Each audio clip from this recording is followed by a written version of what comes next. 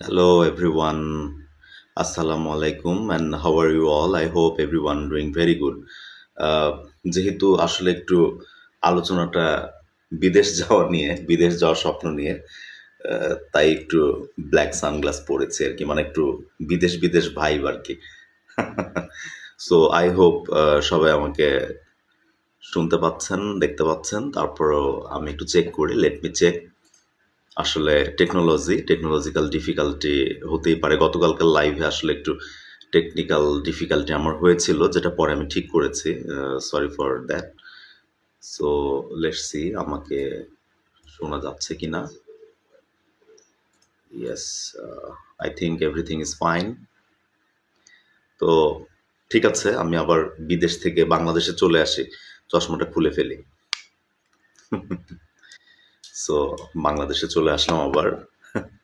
Just একটু মজা করলাম, আর কিছু না। আশা করি আপনারা সবাই ভালো আছেন, আহ, সুস্থ আছেন। তো যেটা হয়েছে যে একদম কন্টিনিউয়াসলি ওয়েদার সিচুয়েশন যেটা দেখা যাচ্ছে আসলে সত্যি খুবই দুঃখজনক আসলে।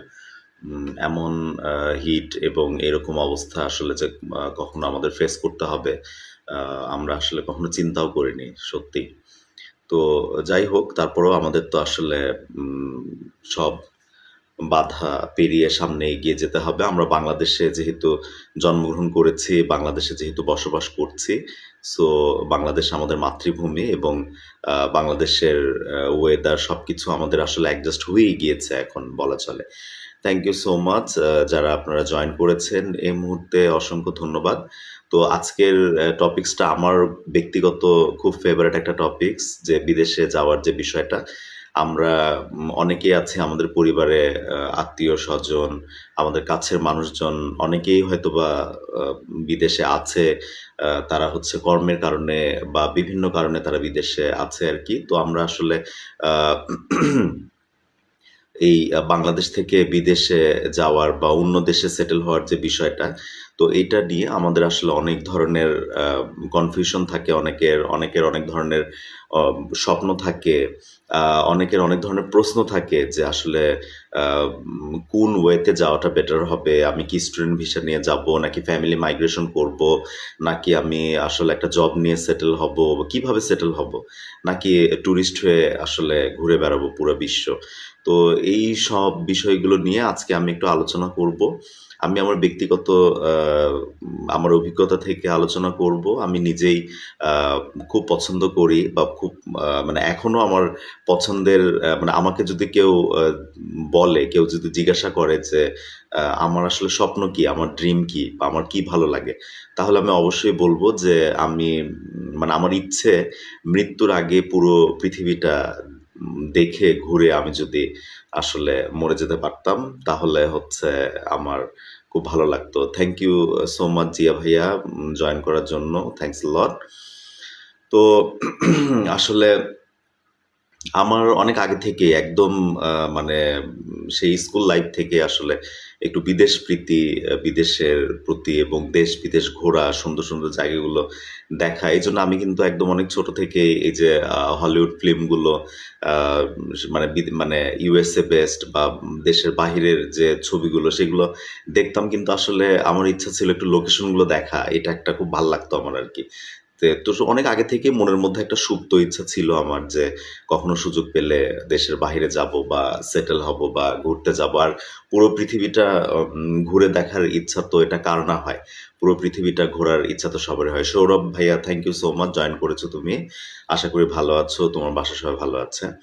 তো আ এরপরে আমার আসলে মানে আমার যে ইচ্ছাটা, মনের যে সুপ্ত বাসনা বিদেশে যাওয়ার, তো সেটা আসলে পূরণ হয় ২০০৯ সালের দিকে। তখন আসলে আ তখন আমি কেবল এমবিএ কমপ্লিট করে তখন আমি জব কন্টিনিউ করছিলাম। কিন্তু আসলে বিভিন্ন কারণে বাংলাদেশের আসলে job situation, job platform, office politics, গতকালকে যে বিষয়গুলো নিয়ে আমি আলোচনা করলাম আরকি। আর আমি একটু হোমসিক ছিলাম। তো আসলে ঢাকায় হুট করে মানে জব জব সিচুয়েশন, ঢাকার জ্যাম, উম ইস মানে ঢাকার স্ট্রাগল, এগুলো আমাকে খুব পেইন দিচ্ছিল। তো তখন আসলে মনের মধ্যে সেই সুপ্ত ইচ্ছাটা খুব প্রবল হয় প্রবল আকার ধারণ করে যে আসলে একটু ট্রাই করা দরকার। তাহলে কষ্টই যখন করতেছি মানে আমার যেই প্ল্যানটা মানে আমার যে পয়েন্ট অফ ভিউ সেই আ পয়েন্ট অফ ভিউ এর সাথে যে আপনাদের পয়েন্ট অফ ভিউ 100% মিলে যাবে তা কিন্তু না। মিলতেও পারে, নাও মিলতে পারে, আবার মিলেও যেতে পারে। হ্যাঁ, আলহামদুলিল্লাহ ভাই। থ্যাংক ইউ ভাইয়া। আমি সবসময় দোয়া করি তুমি ভালো থাকো, সুস্থ থাকো। তোমার যদি সময় হয় কখনো আ আমি তো বগুড়ায় আছি তুমি জানো। তুমি হচ্ছে আমাকে নক করো। আর আমি আসলে ঢাকায় এর মধ্যে গিয়েছিলাম একটা জব সিচুয়েশন, একটা জবের পারপাসে আরকি। তো সেখানে আসলে খুব অল্প সময় আমি স্টে করেছি জন্য তোমার সাথে কমিউনিকেশন করতে পারিনি। আর ওই সময়টায় ঢাকায় আসলে প্রচন্ড হিট ছিল ওয়েদার। এজন্য আসলে তাড়াতাড়ি ঢাকা ছেড়ে চলে আসছি। সো নেক্সট হয়তোবা আমাদের দেখা হবে। তুমি বগুড়ায় আসলে আমাকে নক দিও। আচ্ছা। তো যে বিষয়টা এরপরে ২০০৯ সালে তখন আমি ডিসিশন নেই যে চলে যাবো এবং তখন ইংল্যান্ডে যাওয়াটা একটু ইজি ছিল। কিন্তু আসলে তখন ইংল্যান্ডে রিসেশন ছিল। রিসেশন হচ্ছে তখন আসলে ওদের অর্থনৈতিক মন্দা চলতেছিল। তো এইজন্য আসলে ওদের টেকনিকটা ছিল এরকম যে ওরা স্টুডেন্ট মানে আপনি স্টুডেন্ট ভিসার জন্য এপ্লাই করলে মোটামুটি ভিসা হয়ে যাচ্ছিল। তো যেটা হয় যে আপনি ওখানে যাওয়ার পরেই সারভাইভ করতে পারেন অথবা নাই পারেন আ সেটা ওদের দেখার বিষয় না। বাট ওই যে আপনি অ্যাডমিশন ফিটা যে দিলেন কলেজকে, সেটা কিন্তু মানে ওদের প্রফিটটা ওইটা। প্লাস আপনি ইংল্যান্ডে যাবার পরে আপনি ওই দেশে খরচ করবেন সেটা ওদের প্রফিট। আচ্ছা আপনারা যদি আমাকে শুনতে পান ঠিকঠাক মতো তাহলে একটু জানান যদি কোনো প্রবলেম থাকে আমার কথা বা সবকিছু যদি পারফেক্ট ওকে থাকে তাহলে একটু কাইন্ডলি লিখবেন। আর যদি কোনো প্রবলেম আপনারা ফিল করেন যে লিপ সিং প্রবলেম হচ্ছে বা গতকালকে আসলে একটু প্রবলেম হয়েছিল আমার লাইফে। আ তো টেকনিক্যাল ডিফিকাল্টি আরকি। তো সেটা আমি ফিক্স করে ফেলবো। আমাকে একটু বলবেন কাইন্ডলি।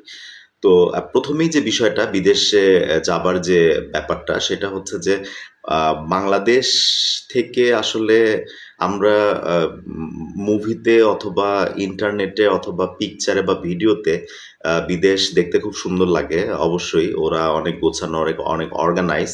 তো আসলে চোখে দেখা একটা বিষয়, ফিল করা একটা বিষয় আর প্র্যাকটিক্যালি আ আপনি যখন যাবেন সেখানে তো তখন কিন্তু বিষয়টা একটু মানে টোটালি ডিফারেন্ট আরকি। Totally different. তো এটার এই এক্সপেরিয়েন্সটাই আমি আসলে মানে শেয়ার করতে চাচ্ছি। হ্যাঁ, থ্যাংক ইউ নদী। Thank you so much. অনেকদিন আসো না তুমি। সময় সময় পেলে চলে এসো আপু, হ্যাঁ? আচ্ছা। হ্যাঁ, অনেকদিন দেখা হয় না, গল্প হয় না। এবার ইনশাআল্লাহ দেখা হয়। রাইট, হ্যাঁ। অবশ্যই সৌরভ অনেকদিন দেখা হয় না, অনেকদিন কথা হয় না। সেটা সবারই কর্মব্যস্ততা আসলে যার। আমি রিসেন্টলি অনলাইনে আ কিছু কাজ করতেছি। আমার ইউএসএ এর এক ক্লায়েন্টের কাজ করতেছি। দুবাইয়ের এক ক্লায়েন্টের কাজ করতেছি। অনলাইনে একটু একটু বেশি সময় দেয়া হচ্ছে আরকি ইদানিং। তো যার কারণে আমিও আসলে একটু সময় বের করতে পারতেছি না। এরপরে আমার আবার ওই যে আইসিটি পড়াইতে হয়। তারপরে একটু জব সিচুয়েশন আছে। মানে সব মিলে একটু আমিও বিজি হয়ে গেছি আরকি। তো সমস্যা নাই। আসলে it's a matter of priority. মানে ওই যে একটা কথা আছে যে, যদি তুমি সত্যি ফিল করে থাকো যে হ্যাঁ, সেই মানুষটা আমার লাইফে অনেক ইম্পোর্টেন্ট বা সে সত্যি আমার ভালো বন্ধু, তাহলে তুমি যতই ব্যস্ত থাকো না কেন, আ তুমি যদি প্রায়োরিটি ফিল করো, তাহলে শত ব্যস্ততার মাঝেও কিন্তু সময় বের করে নিয়ে দেখা করা পসিবল। তো আমি চেষ্টা করি যে আমার প্রিয়জনদের সাথে, আমার পছন্দের মানুষদের সাথে যত ব্যস্ততায় থাক আমি আসলে দেখা করার চেষ্টা করি আরকি। So definitely we will going to meet.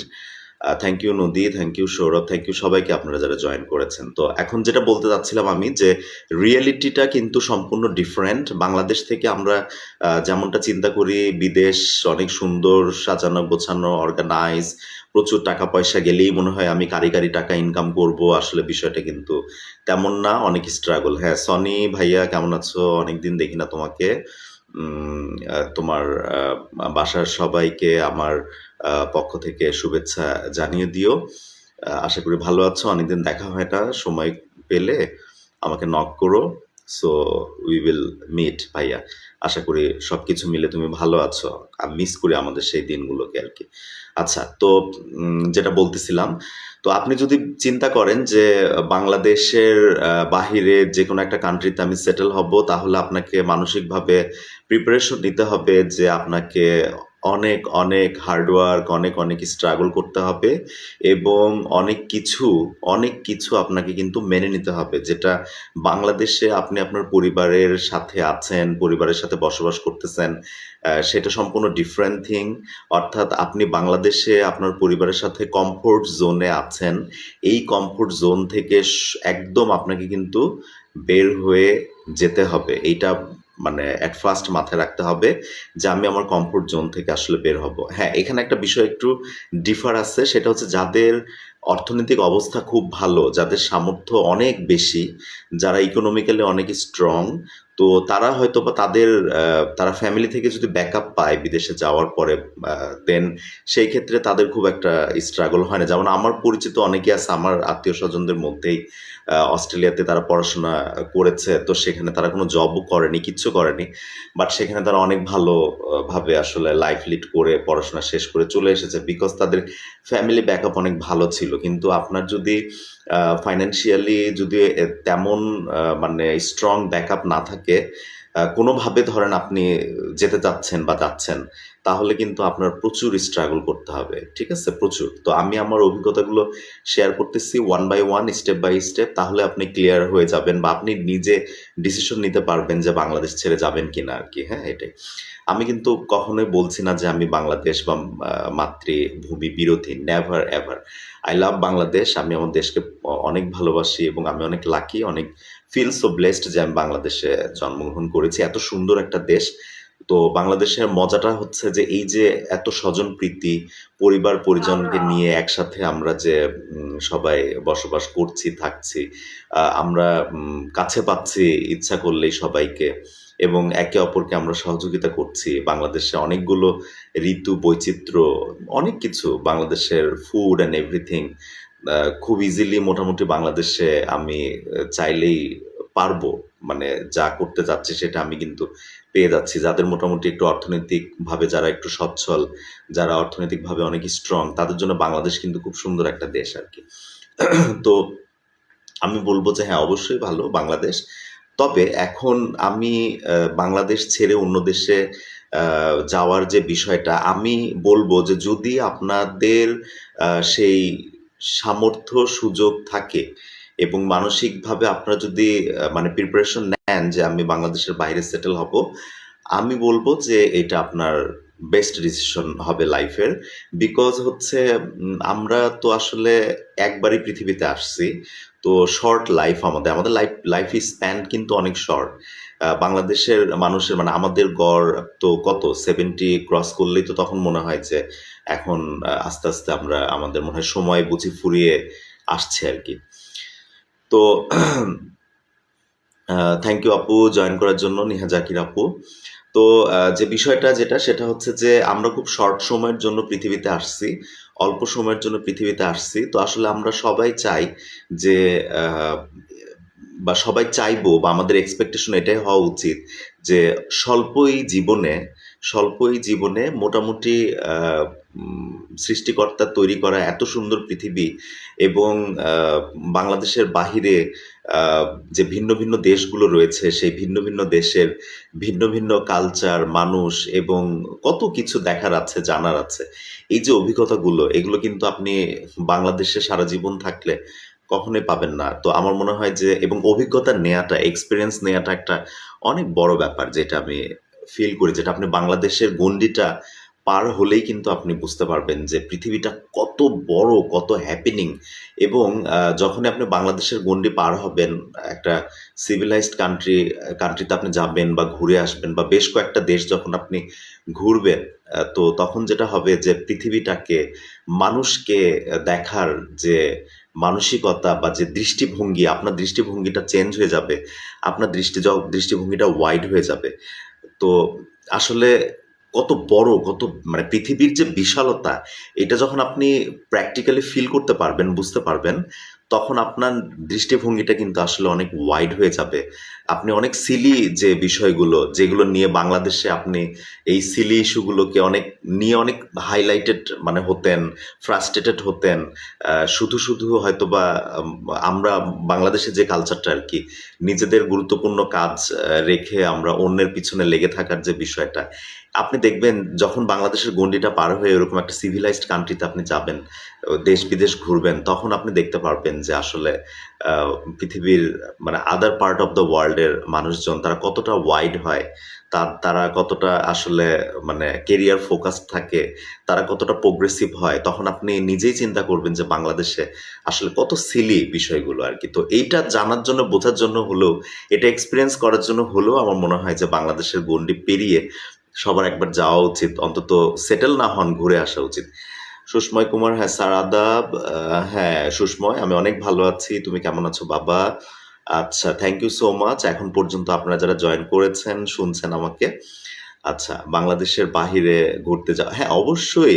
আমি সবাইকে বলি। আমার স্টুডেন্ট যারা রয়েছে আমি সবসময় বলি, ইভেন আমি ক্লাসেও বলি। আজকেও আ আম আমি আমি তো আইসিটি ক্লাসগুলো নেই। তো আজকেও কিন্তু ক্লাসে আমি আমার স্টুডেন্টদেরকে, আজকে ক্লাস 9 এর স্টুডেন্টরা ছিল আমার সাথে। ওদেরকে আমি কিন্তু বলেছি যে, "তোমাদের যদি সুযোগ থাকে অবশ্যই তোমরা যাবা, যে ট্রাভেল করবা।" এবং আমি কিন্তু এটাও যেটা করি আরকি, যে যদি দেখি কারো মধ্যে সেই potentiality আছে, আমি কিন্তু তাকে ইন্সপায়ার মানে আমি চেষ্টা করি মোটিভেট করার যে, আ "ইউ শুড গো, তোমার যাওয়া উচিত।" আর আ বিদেশে যাওয়ার ক্ষেত্রে যেটা আমি বলব, একদম স্টেপ বাই স্টেপ যদি আমি একটু বলি, ১ম যে বিষয়টা সেটা হচ্ছে সিদ্ধান্ত নেয়াটা, যে হ্যাঁ, আমি আসলে হায়ার স্টাডি হোক বা আমি সেটেল হওয়ার জন্যই হোক, আমি আসলে যেতে চাই। এটা হচ্ছে ১ম এ ডিসিশনটা নেয়া লাগবে। এবং আমাদের ফ্যামিলি একটা ইস্যু আছে, যেহেতু আমরা ফ্যামিলিতে বড় হই, ফ্যামিলির সাথে আমরা কানেক্টেড। সো ফ্যামিলিকে খুব মানে তোমরা যারা আমার স্টুডেন্ট আছো তোমাদের ক্ষেত্রে বলছি। তো ফ্যামিলি, বাবা-মাকে খুব সুন্দর করে বোঝাইতে হবে। তাহলে আমার মনে হয় তারা বুঝবে, তারা সাপোর্ট দিবে। কারণ সাপোর্ট ছাড়া তো তুমি পারবা না প্রসেস করতে। আর আমরা যারা সিনিয়র রয়েছি, আমাদের ওয়ার্ক এক্সপেরিয়েন্স রয়েছে অনেক দিনের, আমাদের ফ্যামিলি হয়ে গিয়েছে যাদের, আমরা চিন্তা করছি যে আমরা যাবো, মুভ করব। তো তাদের বিষয়টা একটু আলাদা। তো সেই ক্ষেত্রে আপনাকে আসলে পারিপার্শ্বিক দিকটা চিন্তা করে ডিসিশন নিতে হবে। সেটা আমি আসছি ওই বিষয়টা। রিসেন্টলি আমার এক খুব ভালো কলিগ, ম্যাডাম ছিলেন উনি। উনি রিসেন্টলি অস্ট্রেলিয়াতে শিফট করেছে ফ্যামিলি সহ, এবং সে কিন্তু খুব ভালো আছে। স্যার আমাদেরও সবসময় বলতেন বিদেশ ঘুরতে যাওয়া। হ্যাঁ, আমি সবসময় তোমাদের বলতাম, রাইট, আচ্ছা। তো যে বিষয়গুলো সামনে আসবে আপনার, যখন আপনি চিন্তা করবেন যে হ্যাঁ, আমি দেশের বাহিরে যাবো, সেটেল হব, এবং হচ্ছে আমি আমার ফ্যামিলিকেও নিয়ে যাবো। তো আমি বলব যে এইটা খুব পজিটিভ একটা ডিসিশন এই জন্যই বলব যে অনেক অভিজ্ঞতার বিষয় আছে যেগুলো আপনি বাংলাদেশে সারা জীবন আপনি স্টে করলেও পাবেন না। যার জন্য আপনাকে যেতে হবে। কারণ আমরা বাংলাদেশে এখানে থার্ড ওয়ার্ল্ড কান্ট্রি। আমরা এখনো 100% সিভিলাইজড হতে পারিনি। এখনো আমরা 100% ডেভেলপড হতে পারিনি। অনেক সিস্টেম রয়েছে, অনেক রুলস রেগুলেশন রয়েছে, বা অ্যাজ এ নাগরিক হিসাবে রাষ্ট্রের কাছ থেকে আ যে সুযোগ সুবিধাগুলো, বিশ্বের কিছু দেশ রয়েছে যেসব দেশে আপনি সরকার থেকে আপনাকে কিন্তু জব সিকিউরিটি বলেন, আপনার হচ্ছে মান্থলি ভাতা প্রোভাইড করা, এবং আপনি বৃদ্ধ হয়ে গেলে দেন তারপরেও সরকার আপনাকে টেক কেয়ার করবে। আপনার ফ্যামিলি থাকলে বাচ্চাদের, আপনার ছেলে-মেয়েদের দায়িত্ব সরকার নেবে। অস্ট্রেলিয়ার কথা যদি বলি আমি, কানাডা, এইসব দেশগুলো কিন্তু এই রেসপনসিবিলিটি গুলো নেয়। আপনার ছেলে-মেয়েদের হচ্ছে এডুকেশনের রেসপনসিবিলিটি গভর্নমেন্ট নিয়ে নিবে। যেগুলো কিন্তু আপনি বাংলাদেশে যে জিনিসগুলো হচ্ছে না। এবং বাংলাদেশের আ যে সবচেয়ে যে বড় যে মানে ড্রব্যাকটা আমি বলব, সেটা হচ্ছে যে বাংলাদেশের যে ক্রাইম রেটের যে বিষয়টা। যেহেতু আমরা সিভিলাইজড না, এখানে বিভিন্ন ধরনের মেন্টালিটির মানুষজনদেরকে নিয়ে আমাদের চলাফেরা করতে হয়, চলতে হয়, থাকতে হয়। তো যেটা হয় যে আমরা তো দেখছি হরহামেশা পেপার ওপেন করলে যে প্রচুর পরিমাণে যে ইনসিডেন্ট গুলো হয়, ক্রাইম হয়। তো বাংলাদেশের জেলখানাগুলো তো একেবারে পরিপূর্ণ। বাট মানে আমি আপনাদের সাথে শেয়ার করতে চাই যে পৃথিবীর কিছু, আমি যদি ফিনল্যান্ডের কথা বলি, নেদারল্যান্ডের কথা বলি, এইসব দেশের, আয়ারল্যান্ডের কথা বলি, এইসব দেশের আসলে প্রিজন গুলো, জেলখানাগুলো মানে যেহেতু কোনো অপরাধ নেই, জিরো ক্রাইম রেটের কারণে ওদের প্রিজন গুলো এখন বন্ধ হয়ে গেছে। এখন ওদের প্রিজন গুলো টুরিস্টরা দেখতে যায়, বেড়াইতে যায়, যে তারা বুঝতে চায় যে আসলে এখানে একটা সময় ক্রাইম করলে সে কয়েদিরা থাকতো। হ্যাঁ, thank you so much Mousumi madam join করার জন্য। মৌসুমী ম্যাডাম আমার একদম she is like a family, এবং সে অনেক ভালো একটা প্রতিষ্ঠানে এখন কাজ করছে, এবং সবসময় আমি বলি মৌসুমী ম্যাডামকে, মানুষ অসম্ভব ভালো একজন মানুষ, ভালো মনের একজন মানুষ সে। আমি কলিগ হিসাবেও খুব ভালো একজন কলিগকে পেয়েছিলাম আমার সাথে, এবং তার কাছ থেকে আমি কিন্তু অনেক কিছু শিখেছি। তো thank you so much join করার জন্য।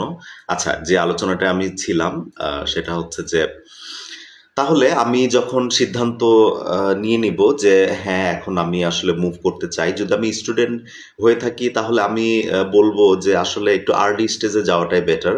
কারণ হচ্ছে ওখানে যদি ফাইন্যান্সিয়াল ব্যাকআপ খুব ভালো না থাকে, তাহলে অ্যাজ এ স্টুডেন্ট হিসাবে তোমাকে যে স্ট্রাগলটা করতে হবে সেটা একটু আর্লি স্টেজে গেলে তুমি ওই স্ট্রাগলগুলো খুব ভালো করে করে দেন একটা সময় সেটেল হতে পারবা। একটু লেট হয়ে গেলে আসলে তখন আবার সব ধরনের জব তুমি করতে পারবে না। হ্যাঁ, সৌরভ, আমি চাই মানুষ বিদেশ থেকে ভালো কিছু শিখে দেশের কাজ করুক।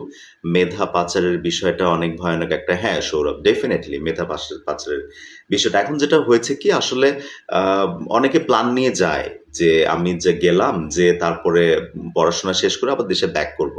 তো দেশে ব্যাক করেও তারা আসলে যেটা হয় যে সেই মানে মানুষদের আমরা আসলে আহ, তার যে মূল্যায়নটা পাওয়ার কথা ছিল মানে সেইটা হয়তোবা সে পায় না কোনো কোনো ক্ষেত্রে, যার কারণে সে তখন আসলে বাধ্য হয় যে না ঠিক আছে তাহলে আমি আবার ফেরত চলে যাই বিদেশেই বরং সেটেল হই সেখানে আর কি। এরকম হয়। আবার অনেকে রয়েছে যে না, আহ, যতই মানে যাই হোক না কেন সে কিন্তু বাংলাদেশেই সেটেল হয়, বাংলাদেশেই সে কিন্তু বাংলাদেশকেই এগিয়ে নিয়ে যাওয়ার জন্য আর কি। তো অবশ্যই তোমার চিন্তাটা খুবই ভালো, এটা আমিও চিন্তা করি। তো এটা আসলে হোক, তাহলে বাংলাদেশ আসলে অনেক এগিয়ে যাবে। আচ্ছা, so come to the point, আমাদের বিদেশে যাওয়ার যে বিষয়টা সেটা হচ্ছে, তো প্রথম যে বিষয়গুলো যেগুলো আমরা, থ্যাংক ইউ সুষময়। প্রথম যে বিষয়টা সেটা হচ্ছে পেপারস এবং ডকুমেন্টগুলো আমাদের অনেকেরই রেডি থাকে না। আমি মানে আমি আমার স্টুডেন্টদেরকে সবসময় বলি এবং সবাইকে যেটা বলি, আমি আমি অনেকেরই দেখছি যে অনেক এজ হয়ে গেছে, আহ, তারা হয়তোবা জব লাইফে অনেক সাকসেস বা সবকিছুই ঠিক আছে, অনেকের পাসপোর্টই নাই। তো এটা একটা কেমন না বাংলাদেশের, মানে আপনি একটা নাগরিক হিসাবে আপনার একটা পাসপোর্ট কিন্তু মানে অনেক গুরুত্বপূর্ণ। পাসপোর্ট কিন্তু একটা আইডেন্টিটি, হ্যাঁ, এবং পাসপোর্ট যে শুধু বিদেশে যাওয়ার জন্যই আপনার প্রয়োজন হবে তা কিন্তু না। একটা পাসপোর্ট কিন্তু এখন আপনার অনেক কাজে লাগবে। ইভেন আপনি যদি একজন ফ্রিল্যান্সার হন, আপনি যদি মনে করেন যে আমি অনলাইনে মানে ফ্রিল্যান্সিং করে আমি হচ্ছে কেরিয়ার নিয়ে আগায় যাব, তো আপনার সেই ক্ষেত্রে কিন্তু অনলাইন থেকে আপনার অনেক কিছু পারচেস করার বিষয় আছে, অনেক বিষয় আছে। তখন কিন্তু আপনার ডুয়াল কারেন্সি যে কার্ড লাগে, আপনি কি জানেন আপনার একটা পাসপোর্ট থাকলে আপনি বাংলাদেশে কিছু প্রাইভেট ব্যাংক আছে, সেই ব্যাংকগুলোতে আপনি যে যদি বলেন যে আমাকে একটা ইন্টারন্যাশনাল কার্ড দেন, এটা বিভিন্ন নামে আসলে বলে ব্যাংকগুলো। তো আপনার পাসপোর্ট দিয়ে আপনি একটা ফর্ম পূরণ করে একটা কিন্তু ইন্টারন্যাশনাল কার্ড আপনি পাবেন, একটা ডেবিট কার্ড, এবং যেই কার্ডে আপনি আসলে ডিপোজিট করবেন বাংলাদেশি টাকা, সেটা কিন্তু কনভার্টেড হবে ডলারে, এবং আপনি অনলাইনে যে আপনার যে ইবে বলেন অথবা আপনি হচ্ছে এই যে অ্যামাজন বলেন, এইসব প্ল্যাটফর্ম থেকে কিন্তু আপনি ইচ্ছা করলে পারচেস করতে পারবেন। ইভেন আপনি একটা নিজের নামে যদি একটা ওয়েবসাইট করতে চান, একটা ডোমেইন কেনা, হোস্টিং কেনা, হোস্টিঙ্গার আছে অনেক ভালো আর কি, সার্ভিস দেয় ওরা। তো হোস্টিঙ্গার থেকে ধরেন আপনি হচ্ছে পারচেস করবেন, ওগুলো তো ডলারে পারচেস করতে হয়। তো আপনি পাসপোর্টটা কিন্তু খুব ইম্পর্টেন্ট, খালি যে বিদেশে যাওয়ার জন্য তা না। তো আমার কানেকশনে আপনারা যারা রয়েছেন, এই লাইভটা যারা শুনছেন দেখছেন, আমি আপনাদেরকে রিকোয়েস্ট করব, আপনারা যে যেখানে আছেন বাংলাদেশের ডিস্ট্রিক্টগুলোতে কিন্তু আঞ্চলিক পাসপোর্ট অফিস এখন হয়ে গিয়েছে। আমরা যারা আমি বগুড়া থেকে বলছি, আমাদের বগুড়াতে কিন্তু আঞ্চলিক পাসপোর্ট অফিস রয়েছে। আমি আমার পাসপোর্টটা কিন্তু বগুড়া থেকেই করেছি, এবং এখানে কিন্তু সব ধরনের এখন ই পাসপোর্ট কিন্তু হচ্ছে 10 বছরের জন্য করা যাচ্ছে। এখানে কিন্তু সব প্রসেস দেয়া আছে, আপনার ফিঙ্গার দেয়া থেকে শুরু করে সবকিছুই কিন্তু বগুড়া থেকে আপনি কিন্তু করতে পারবেন। তো আমার মনে হয় আপনারা যারা এখনো পাসপোর্ট করেননি, আপনারা দ্রুত পাসপোর্টটা করে ফেলেন। আপনার শুধু বিদেশ যাওয়ার জন্য না, পাসপোর্ট কিন্তু আপনার লাগবে। একজন মানে বাংলাদেশের একজন নাগরিক হিসাবে আপনার পাসপোর্ট থাকাটা কিন্তু খুব জরুরি। এটা একটা আইডেন্টিটি। আপনি পাসপোর্টটা করে রাখেন, দেখবেন যে আপনার কত উপকারে আসে। সেদিন আপনি আমাকে থ্যাংকস দিবেন। এটাই। তো যাই হোক, ১ম যে বিষয়টা আমাকে পাসপোর্টটা করতে হবে এবং খুব গুরুত্বপূর্ণ। আপনার একদম শিক্ষা জীবন এসএসসি, এইচএসসি, গ্র্যাজুয়েশন, মাস্টার্স থেকে শুরু করে আপনার এক্সপেরিয়েন্স সার্টিফিকেট থেকে শুরু করে ন্যাশনাল আইডি কার্ড থেকে শুরু করে বার্থ সার্টিফিকেট থেকে শুরু করে পাসপোর্ট পর্যন্ত এই প্রত্যেকটা পেপারসে আপনার নাম, আপনার বাবার নাম, মার নাম, অ্যাড্রেস সবকিছু যেন সেম থাকে। আপনারা কি বুঝতে পারছেন আমি কি বোঝাতে চাচ্ছি? ধরেন এসএসসি সার্টিফিকেটে আপনার নাম, ডেট অফ বার্থ, আপনার বাবার নাম, মার নাম, আপনার বাবা-মার ন্যাশনাল আইডি কার্ডের সাথে মিলিয়ে আপনার এই যে ডকুমেন্টগুলো, সেগুলো কিন্তু আপনার নাম, ডেট অফ বার্থ থেকে শুরু করে সব কিন্তু সেম থাকতে হবে। তো আমাদের যে সমস্যাটা হয় আমরা বিদেশ যাওয়ার ক্ষেত্রে প্রসেসিং এর সময় যখন আমরা হচ্ছে এই পেপারসগুলো সাবমিট করতে যাই, তখন কিন্তু আমরা দেখি এই প্রবলেমগুলো আমাদের সামনে আসে এবং আ এগুলো কিন্তু খুব সেনসিটিভ ইস্যু ভিসা প্রসেসিং এর ক্ষেত্রে বা যেকোনো দেশে যাওয়ার ক্ষেত্রে।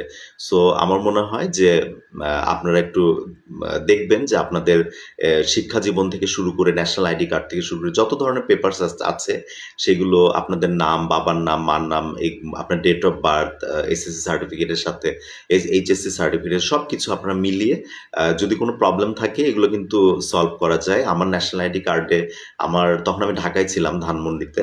তো আমার কিন্তু ঢাকার অ্যাড্রেস ছিল। সেটা আমি কিন্তু পরে বগুড়া আ আমাকে কিন্তু বগুড়ার যে নির্বাচন কমিশন অফিস, তো তারা কিন্তু আমাকে অনেক হেল্প করেছে। ফর্ম পূরণ করা থেকে শুরু করে সেই সংশোধন করা, অ্যাড্রেস সংশোধন করা থেকে শুরু করে সব কিন্তু তারা করে দিয়েছে এবং আমি কিন্তু করেছি। এখন তো অনলাইনেও করা যায় সবকিছু।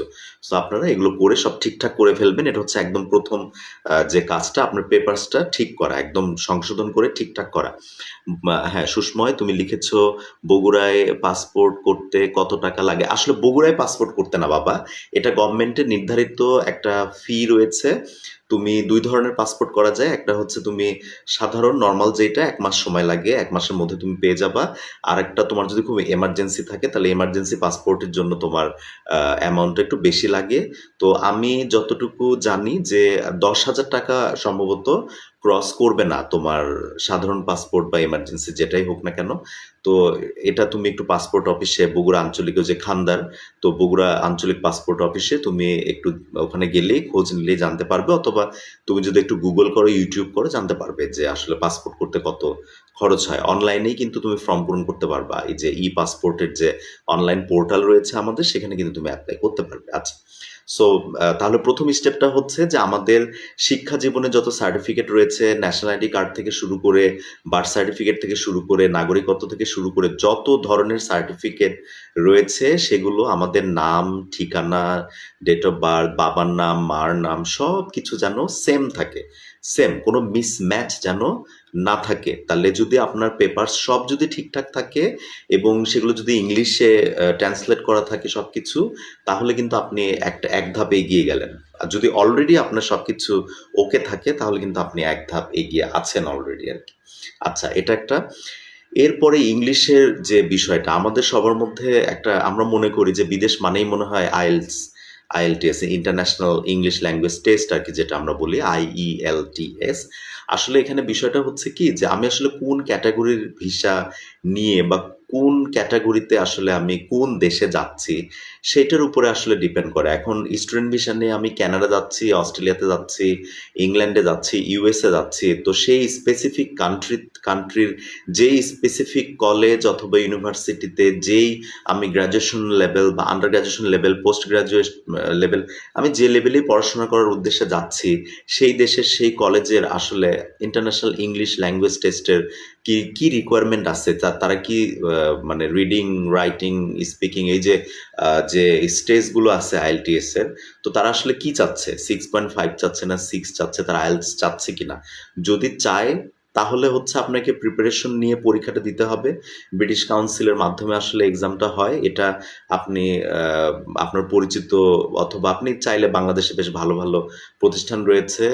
তাদের মাধ্যমে আপনি কোচিং করে পরীক্ষার প্রস্তুতি নিয়ে বিভিন্ন ধরনের মক টেস্ট হয় পরীক্ষাগুলো দেওয়ার আগে। দিয়ে আপনি যদি প্রিপেয়ার হন তাহলে কিন্তু অনলাইনে আইএলটিএস মোটামুটি আপনার ইংলিশে যদি একটু ভালো হচ্ছে জ্ঞান থাকে, ইংলিশের যদি আপনার ক্যাচটা একটু ভালো থাকে তাহলে কিন্তু আপনি আইএলটিএসে ভালো একটা স্কোর করা কিন্তু কোনো ব্যাপার না। এটা ভয় পাওয়ার কিছু নাই, আইএলটিএস নিয়ে ভয়ের কিছু নাই। আপনি একটু প্র্যাকটিস করলে ভালো একটা মার্ক আপনি তুলতে পারবেন। তো প্রথম কথা হচ্ছে যে আইএলটিএস এর প্রিপারেশন আমি তখনই নিব যখন আমি যেই প্রসেসিং করে যে মাধ্যমে আমি যেই কান্ট্রিতে আমি যেতে চাচ্ছি তারা চাচ্ছে কিনা আইএলটিএস এবং তারা কত চাচ্ছে, তাহলে তখন সেটার উপরে ডিপেন্ড করে আমি আসলে সিদ্ধান্ত নিব যে আমি আইএলটিএস এর প্রিপারেশন নিব কিনা। আর এমনিতেও আইএলটিএস এর প্রিপারেশন বা আইএলটিএস এর যে জার্নিটা আছে এই প্রসেসে গেলে আপনি অনেক কিছু জানতে পারবেন, ইংলিশে আপনার দক্ষতা আরো ভালো হবে আর কি। সো এই তো গেল আইএলটিএস এর বিষয়। আচ্ছা, না ইন্ডিয়া যাবো স্যার, ট্রাভেল ভিসা কেমনে করবো ইন্ডিয়া? তো আমরা যারা বগুড়াতে আছি, গুড নিউজ হচ্ছে আমাদের যে 5 স্টার হোটেল মমইনের হচ্ছে একদম ফ্রন্টেই, রাস্তার সাথেই হচ্ছে ইন্ডিয়ান ভিসা সেন্টার। আমি করোনার একটু আগে ইন্ডিয়াতে যাওয়ার আগে আমি তো ওখানে অ্যাম্বাসিতে আমার কাগজপত্র পাসপোর্ট জমা দিয়ে তারপরে তো আমি ইন্ডিয়ার ভিসা আমি নিয়ে তো এখন তো ইন্ডিয়ার ভিসা বগুড়া থেকেই তুমি পাচ্ছ, ভেরি ইজি। ওখানে হচ্ছে তোমার ফর্ম পূরণ করা থেকে শুরু করে সবকিছু ঠিক ওই ভিসা সেন্টারের পাশে কিছু প্রতিষ্ঠান আছে, তুমি চাইলে তাদের হেল্প নিতে পারো, তারা তোমাকে হেল্প করবে। দেন তুমি হচ্ছে তোমার প্রয়োজনীয় কাগজপত্র সবকিছু জমা দিয়ে দেন তুমি ভিসা ওখান থেকে নিবা। দুইটা ওয়েতে যায়, মানুষ ট্যুরিস্ট হয়ে অনেক সময় অ্যাপ্লাই করে, অনেক সময় মানুষ মেডিকেলের জন্য বা চিকিৎসা পারপাসে আসলে ইন্ডিয়াতে বাংলাদেশ থেকে ম্যাক্সিমাম মানুষজন যায় আর কি, সেটা ওরাও জানে। তো আমাদের ইন্ডিয়ান ভিসা সেন্টারটা বগুড়াতে যেহেতু এখন আছে, সো আগে রাজশাহী যাওয়া লাগতো, এখন কিন্তু এই হ্যাসেলটা নাই। আচ্ছা, কেমন অ্যামাউন্ট বা কি লাগবে বাবা, এটা আমি এই মুহূর্তে এখন বলতে পারছি না, কারণ আমি 2020 সালে প্রসেস করেছিলাম। এখন আসলে আমার মনে নেই বাবা, তুমি একটু ইন্টারনেটে একটু সার্চ দাও, এখন আসলে সব ইনফরমেশন ইন্টারনেটে অ্যাভেলেবল। এটা নিয়ে আমি এর আগেও কথা বলেছি যে এখন আমাদের বর্তমানে ইন্টারনেটের যে সময়টা আমরা বসবাস করছি, এখন কোনো কিছু জানতে মানে চাওয়া বা কোনো ইনফরমেশন নেয়া জাস্ট একটা click, one click away from Google, from YouTube. জানাটা খুব ইজি, তুমি একটু গুগল করে জেনে নাও, অথবা নিজে চাইলে ভিসা সেন্টারে যে একটু শুনে আসো। থ্যাংক ইউ সো মাচ আমার সাথে জয়েন করার জন্য।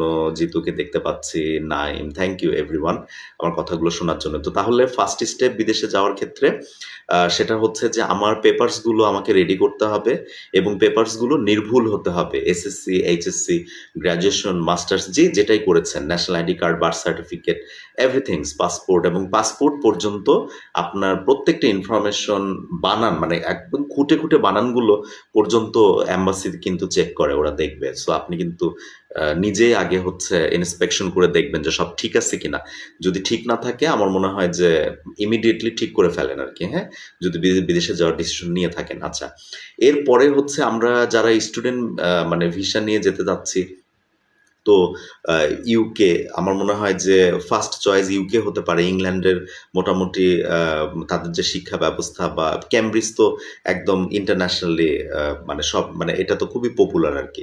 তো যাই হোক, ইংল্যান্ডে যাওয়াটা, তো সেই ক্ষেত্রে আমাকে একটু চিন্তা করতে হবে যে আমি আসলে কোন প্রোগ্রামে যাব, দেন তারপরে আমি ওখানে কি নিয়ে পড়াশোনা করতে যাব, সেটা ফিউচার ডিমান্ড কেমন থাকবে, ওখানে আমার টিউশন ফিটা কেমন হবে, আইএলসের যে বিষয়টা, এই জিনিসগুলা নির্বাচন করে তারপরে হচ্ছে কান্ট্রি সিলেক্ট করা। আর কান্ট্রি সিলেক্ট করা বলতে শুধু যে আমি ইংল্যান্ডকে টার্গেট করে প্রসেস করলাম তা না, সবসময় অপশন বি, অপশন সি রাখা উচিত। ইংল্যান্ডে যদি কোনো কারণে আমার ভিসা না হলো তাহলে অস্ট্রেলিয়া ট্রাই করব, অস্ট্রেলিয়াতে না হলে কানাডা ট্রাই করব, এরকম আর কি। আর যেটা হয় যে একটা ভালো কনসালটেশন ফার্মের মাধ্যমে কনসালটেশি করে, কারণ আপনি, হ্যাঁ ডেফিনেটলি আপনি যদি নিজে সব প্রসেস কলেজের সাথে মানে country selection, college selection, subject selection, এই সব কিছু করে কলেজের সাথে কমিউনিকেট করে আপনি নিজেই যদি আপনার কাগজপত্র স্ক্যান করে বিদেশে সেই দেশে পাঠিয়ে দিয়ে আপনি নিজেই যদি সব কিছু করতে পারেন ব্যাংকে সব, তাহলে তো তাহলে আপনার কাউকেই লাগছে না। তবে যেটা হয় কি যে যেহেতু প্রসেসিংয়ে মানে এটার একটা অনেক প্রসিডিওর থাকে, পেপার ওয়ার্ক থাকে, ফর্ম পূরণ করার বিষয় বিষয় থাকে, অনেক বিষয় থাকে। তো যারা আসলে এক্সপার্ট, যারা আসলে এক্সপেরিয়েন্সড, যারা আসলে মানে যারা ছিল মানে দেশের বাহিরে, তারা ধরেন এই কনসালটেশন পেশায় এসেছে। তো তাদের কাছ থেকে কনসালটেশন নেওয়াটা আমার মনে হয় বা তাদের মাধ্যমে প্রসেস করে যাওয়াটা সবচেয়ে বেটার আমি মনে করি। তো আপনারা বাংলাদেশের যে ডিস্ট্রিক্টেই থাকেন না কেন, প্রত্যেকটা জেলা, প্রত্যেকটা ডিস্ট্রিক্টে একটা বা দুইটা এরকম ট্রাস্টেড ফার্ম বা ট্রাস্টেড কনসালটেন্সি টেন্সিভ ফার্ম আপনারা পাবেন, অবশ্যই পাবেন। তো তাদের আমার মনে হয় যে তাদের একটু হেল্প নেয়া, তাদেরকে ধরেন আপনি একটু সার্ভিস চার্জ দিলেন। কিছু কিছু ক্ষেত্রে দেখবেন যে কোনো হচ্ছে কনসালটেশন ফার্ম মানে বা ভিসা প্রসেসিং ফার্ম, তারা ওরকম সার্ভিস চার্জটাজও আসলে তারা আসলে চার্জ করে না। তো কারণ কলেজের সাথে তাদের একটা কমিউনিকেশন থাকে। একটা স্টুডেন্ট হিসাবে আপনি যখন সেই কলেজে যাবেন, কলেজের সাথে ওদের একটা নেগোসিয়েশন থাকে, কলেজ থেকে একটা পার্সেন্টেজ সেই ফার্ম তারা পায়। তো সেই ক্ষেত্রে অনেক সময় দেখবেন যে তারা উইলিংলি হেল্প করে। তো আমি ২০০৯ সালে যখন ডিসিশন নিলাম যে স্টুডেন্ট ভিসা নিয়ে আমি পড়াশোনা করার উদ্দেশ্যে যাব, দেন তারপরে যদি সেটেল হওয়া যায় সেটেল হব, এরকম একটা প্ল্যান নিয়ে যখন একটু, তখন ঢাকায় অ্যাটলাস কনসালটেন্সি ফার্ম নামে একটা ফার্ম ছিল। মাহবুব স্যার, আমি সত্যি খুব থ্যাঙ্কফুল স্যারের প্রতি। তো সেটা পান্থপথে মাহবুব স্যারের অফিস ছিল।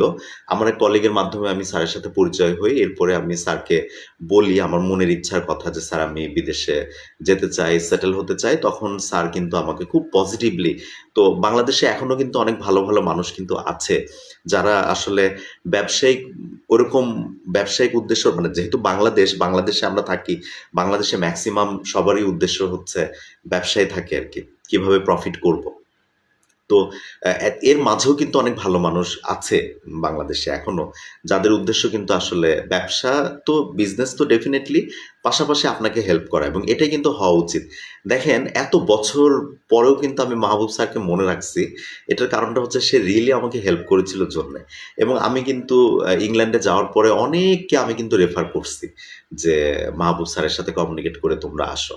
তো আসলে আপনি যদি আপনার বিজনেসে যদি পজিটিভ থাকেন, পজিটিভ মানে কাস্টমার সার্ভিসটা আপনি যদি মেক শিওর করেন এবং যদি স্যাটিসফাই থাকে কাস্টমার, তাহলে আপনার কথা কিন্তু এমনিতেই সে বলবে, ছড়িয়ে যাবে। তো মাহবুব স্যার তেমন একজন মানুষ ছিলেন যিনি আমাকে ফর্ম পূরণ করা থেকে শুরু করে, গাইডলাইন দেওয়া থেকে শুরু করে, আমার একটু সমস্যা ছিল ওই যে মেডিকেল টেস্টে, আমার একটু ঠান্ডার সমস্যা আসে, সাইনাসের প্রবলেম আছে।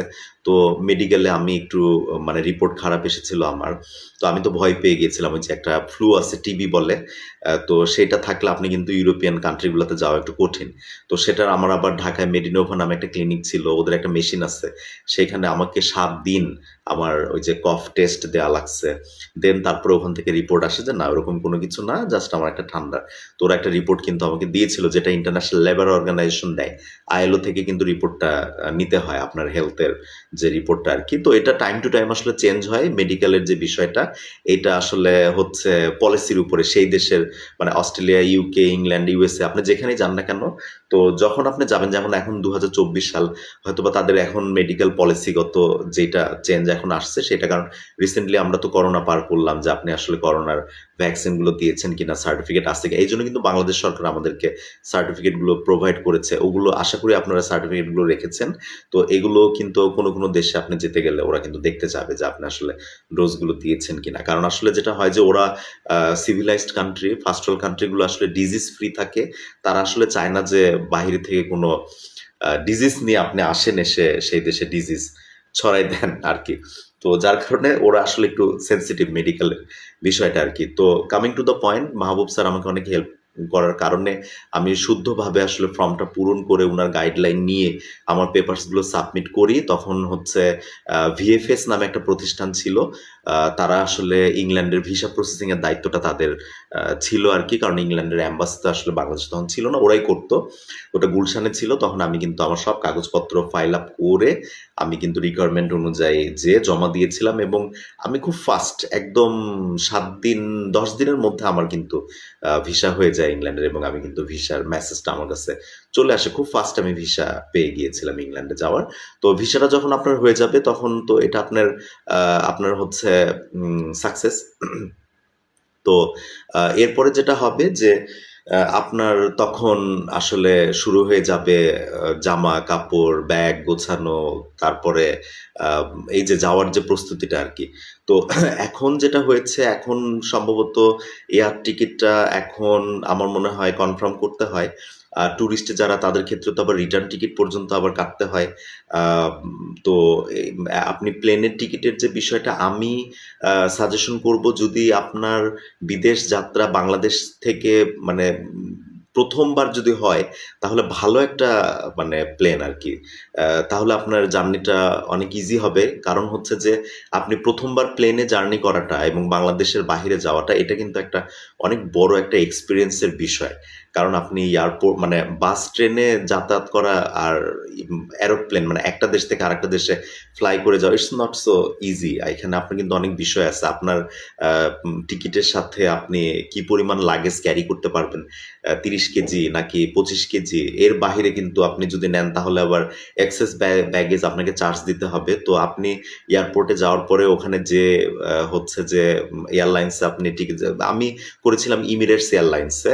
কারণ আমার ইমিরেটস খুব ভালো লাগে এবং আমি রেটিং দেখেছিলাম ইমিরেটসের যে তাদের সার্ভিস খুব ভালো। মানে আকাশেও 5 স্টার সার্ভিস আরকি। তো আমি এক্সপেরিয়েন্সটা শেয়ার করছি। তো আমি আসলে একটু আগেই যাই এয়ারপোর্টে যেদিন আমি ফ্লাই করি আরকি। তো তারপরে আপনার চেষ্টা করবেন যে দেশেই যান না কেন সাথে আসলে লিকুইড কোনো কিছু না নেওয়ার। ওগুলো কিন্তু চেক করে ওরা আরকি। তো এরপরে আপনি বাংলাদেশে অনেক ব্যাংক আছে যারা আপনার পাসপোর্টের সাথে ডলার এন্ডোর্স করে দেয়। আপনি কি পরিমাণ ডলার নেবেন। আপনি সাথে যদি কোনো আ ডলার নেন সেটা কিন্তু আসলে শো করতে হয়। এটা নিয়ম কিন্তু এবং এটা এয়ারপোর্টে কিন্তু চেক হয়। তো আপনি ১ম এ যেটা হবে যে আপনার মানে যেটা নিয়ে আমরা একটু ভুল করি, নার্ভাস হয়ে যাই যে আমার প্লেনটা কোথায় দাঁড়ায় আছে, কোন গেটে দাঁড়ায় আছে, কিভাবে চিনবো? তো আপনার টিকিটের গায়ে কিন্তু প্লেনের নাম্বারটা কিন্তু লেখা থাকে যেরকম বোয়িং 077 বা এরকম একটা লেখা থাকবে। তো এয়ারপোর্টে বড়, বড় মনিটর থাকে। ওইখানে দেখবেন যে আপনার প্লেনের নাম্বার সহ কিন্তু ওখানে আসলে ডিসপ্লে হয় এবং যখন প্লেন ছাড়ার একটু আগে কিন্তু আসলে ওখানে অ্যানাউন্সমেন্ট করতে থাকে যে আ অমুক প্লেনের অমুক যাত্রীরা অমুক দেশে যাওয়ার জন্য আপনারা আসুন, দাঁড়ান এরকম।